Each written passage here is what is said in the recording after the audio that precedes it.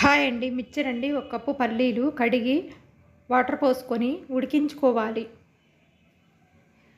టమాటా ముక్కలు, ఉల్లిపాయలు, కీరాదోస ముక్కలు, మామిడి ముక్కలు సన్నగా తరుక్కోవాలి. ఒక గిన్నె తీసుకొని ఉడికించుకున్న పల్లీలను వేసుకోవాలి.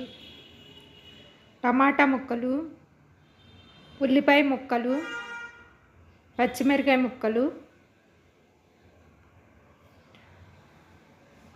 జీడిపప్పు, కీరాదోసకాయ ముక్కలు,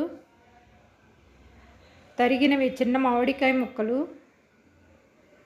కరివేపాకు, చిన్న స్పూను సాల్టు, కారము వేసుకొని